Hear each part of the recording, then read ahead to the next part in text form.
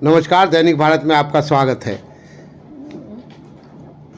विश्वकर्मा पूजा के दिन डीएमसीएच में जो घटना घटी, हाजत में घुस के जूनियर डॉक्टरों ने पीड़ित जो केशव मिश्रा हैं उनसे मारपीट किया गया। 30-40 की संख्या में आए थे, अपनी बहन को दिखाने आए थे। काफ़ी हंगामा हुआ। उस दिन चशमदीद को भी हमने सुनाया था और एसडीपीओ अमित कुमार भी थे वहाँ, उनसे भी हमने बात की थी। जो आपने सुना था, उन दोनों को सुना था, पुलिस को भी सुना था, चशमदीद गवाह को भी आपने सुना था।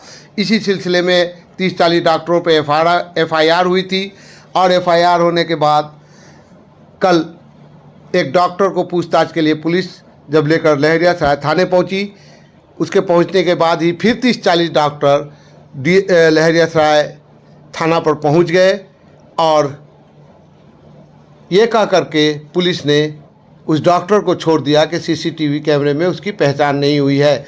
जबकि केशव मिश्रा से बात कराई गई, वीडियो कॉल कराया गया और उसने पहचाना कि हाँ यही डॉक्टर था।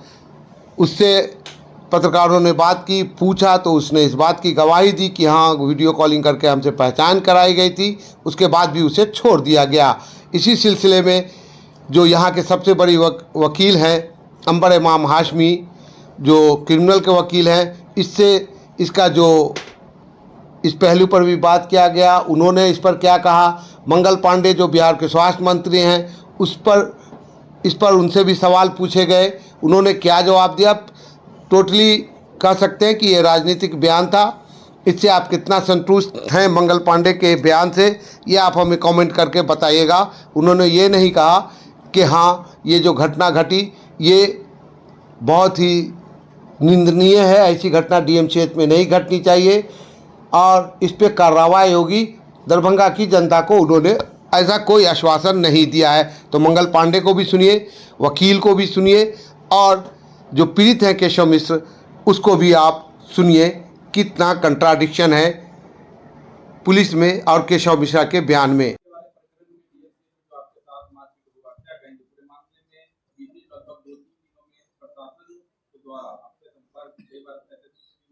जी, उसमें जैसे सर से मिले हैं, एसएसपी से मिले हैं, डीएसपी सर से मिले हैं, तो हम लोग को बस सांत्वना दिया जा रहा है कि जांच हो रही है, जांच हो रही है। और हम लोग जो केस किए हैं वो केस अभी तक थाना में दर्ज नहीं हुई है। कल रात में डीएसपी सर हमको वीडियो कॉलिंग किए, हम तो घर थे, तो वीडियो कॉलिंग हम उठाए, फिर सर दिखाए जो डॉक्टर मेरे साथ मामला किया था, तो उस डॉक्टर को दिखाएं तो हम तो पहचान गए एक ही नज़र में कि यही लड़का है। तो फिर हम बताए उनको कि हाँ यही है।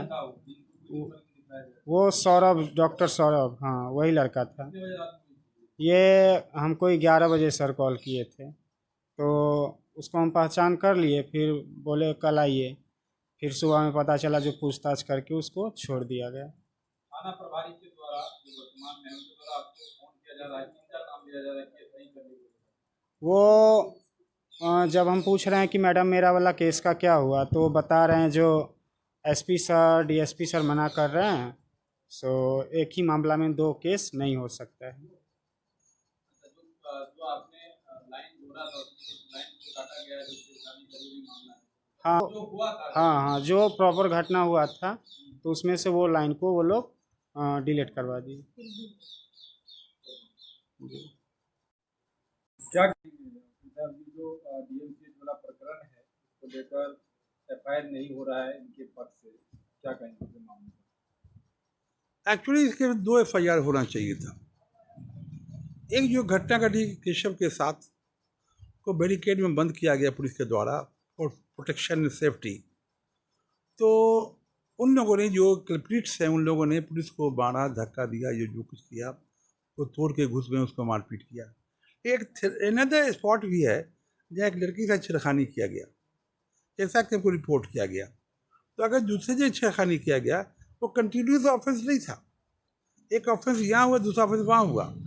इसीलिए पुलिस को चाहिए था कि केशव के बयान पर अनदर एफआईआर करना चाहिए था, उसे पॉक्सो एक्ट लगाना चाहिए, चूँकि लड़की जो है 10-12 साल की लड़की, उसके साथ गलत व्यवहार हुआ।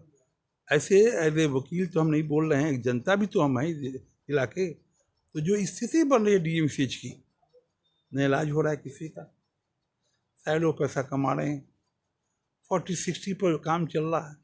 कब तक चलेगा ये काम? प्रशासन मुख दर्शक बन के बैठा हुआ है, मंत्री फंत्री का कोई हिसाब किताब नहीं रह गया है, खाली हवाबाजी हो रही है। हम समझते हैं कि रेप केस बहुत बढ़ रहा है, बेईमानी बढ़ रही है और इंसानियत खत्म हो चुका है। वर्तमान जो एफआईआर किया गया है आपके थाना की तरफ से पुलिस की द्वारा, उस एफआईआर में क्या लग रहा है? जो दफा लगाया गया है उसको कैसे देखते हैं? दफा में क्या अरेस्ट हो सकते हैं? जितनी बड़ी घटना घटी, तो घटना के रूप उस एफआईआर में नहीं, घटना को मिनिमाइज किया गया और जो रियल घटना हुई थी उसको पेश नहीं किया गया। इसीलिए ये एफआईआर जो पुलिस ने किया है, रत्नेश्वर चौधरी ने किया है, इनकम्प्लीट। इन्वेस्टिगेशन में मामला आ सकता है, लेकिन हमें स्पष्ट नहीं है। उम्मीद कम करते हैं पुलिस सारी बातों को लिखेगी, इतना ऑनेस्ट पुलिस दबोगा कि नहीं। अंत में एज ए लीगल आप क्योंकि एफआईआर भी नहीं हो रहा है इसके ये कल एक मामला भी हुआ रात में, जैसा कि इनको टेलीफोन भी किया गया, जो अरेस्टिंग हुई है या उसको पूछताछ के लिए बुलाया गया है, तो कल रात्रि में घटना हुई, आपको भी इससे वार्तालाप हुई होगी, क्या लग रहा है? पूरे प्रकरण को कैसे देखते हैं? उसको क्या किया, जो दफा लॉन्च किया गया, लेटेस्ट जजमेंट अनिश कुमार का आया सुप्रीम कोर्ट का, उसमें कहा कि जिसमें 7 ईयर से कम पनिशमेंट है उसमें गिरफ्तारी नहीं करके बेटर 41A कीजिए। पुलिस चाहे तो उसको भी गिरफ्तार कर सकती है, लेकिन चूँकि मामला कुछ और है, इम्बेलेंस मामला है ये जो जिस लड़का से घटना घटी मारपीट हुई वो बहुत नीचे तबका का पड़ जाता है उनके मुकाबले में जो लोग कल्प्रिट्स हैं। पुलिस क्या बड़े लोगों पर, बड़े मछली पर हाथ लगावेगी, आपको लगता है? और इसीलिए हम समझते हैं कि एफआईआर मुकदमा कुछ नहीं होगा, दीपापूर्ति होकर रह जाएगा। जो घटना घटी की पुनरावृत्ति फिर होगी, देखिएगा उन लोगों के द्वारा। चलिए, अंत में आप जो है आपके स्तर से जो दूसरा एफआईआर जो नहीं हो रहा है प्रभारी के द्वारा, जैसा ये कह रहे हैं, जो कि कई बार कहा जा रहा है, जो कि जिला मुख्यालय की तरफ से जो है वो कहा जा रहा है कि एक मामले में दो केस नहीं हो सकता है, आप इसी मामले में जो है गवाह हैं, इसको कैसे देखते हैं? एफआईआर तो अलग अलग हो ही सकता है, लेकिन अगर पुलिस नहीं चाहती एफआईआर करना तो ये भी तो उपाय है कि जो कुछ विक्टिम्स हैं, लड़की है, केशव हैं, उनके परिवार के लोग हैं, उनका बयान पुलिस रिकॉर्ड कर करके कोर्ट एग्जीक्यूशन दे दे मजिस्ट्रेट के यहाँ। पॉक्सो एक्ट मेक आउट होता है, इसकी एफआईआर को पॉक्सो स्पेशल कोर्ट में भेज दिया जाए। एग्जीक्यूशन जो पुलिस करेगी, पॉक्सो का मान करके केस करे तो अच्छा काम हो सकता है, और तब समझते हम सारे लोग गिरफ्तार हो सकते हैं। चलिए, बहुत बहुत धन्यवाद। टीम चीज को लेकर क्या कहना है? आए दिन सर मरीज और डॉक्टर पे मारपीट होती रहती है। मुझे भी जानकारी मिली, मेरे लिए चिंता का विषय है। मैंने वहाँ के चिकित्सा अधीक्षक को और प्रिंसिपल को, दोनों को इस संदर्भ में रिपोर्ट देने को सर कहा। अभी तक परिजन का एफआईआर लॉन्च नहीं हुआ। मैंने वहाँ के जो अधीक्षक और प्रिंसिपल है, दोनों को इस घटना के संदर्भ में रिपोर्ट देने को कहा।